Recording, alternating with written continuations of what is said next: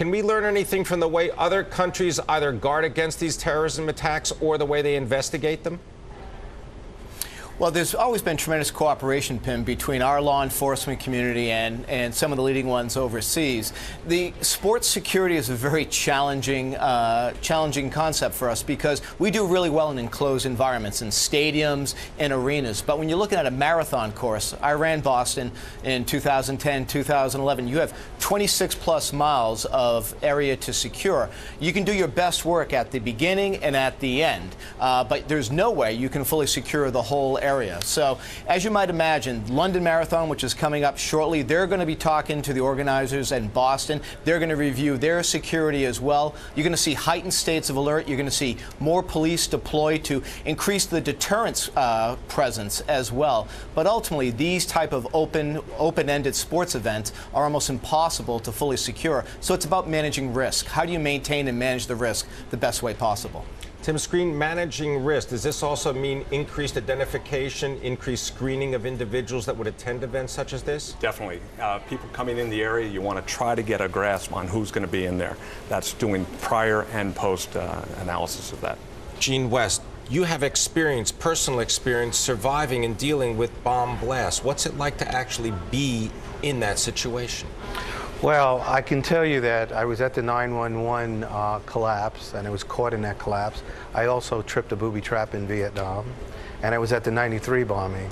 Now, the actual tripping of the booby trap in Vietnam is more consistent with what happened here in Boston.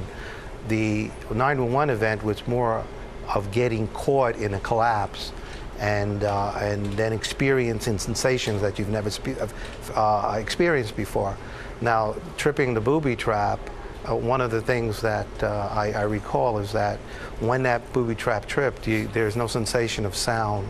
There's a floating through the air as you're propelled into the air. There's no sensation of any pain.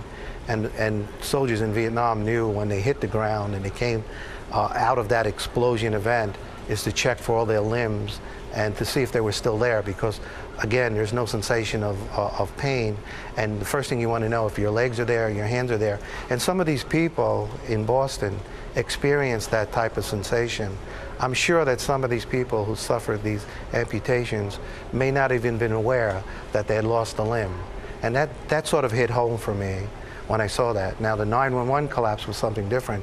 That was turning day into night and getting caught in a collapse situation and not knowing whether you were dead or whether you were alive, and standing in what was once a beautiful spring day and now was completely dark, and any voices you heard sounded like they were in an echo chamber.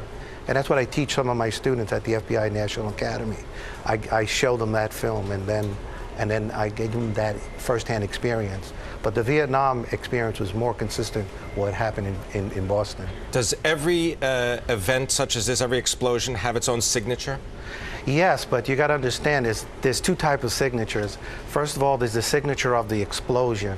There are certain things that certain explosives do, but there's also the signature of the bomb maker. So we're looking for two types of signatures here. But the explosion has its own signature. And in part, I gave you a little bit of what the signature of this type of event was.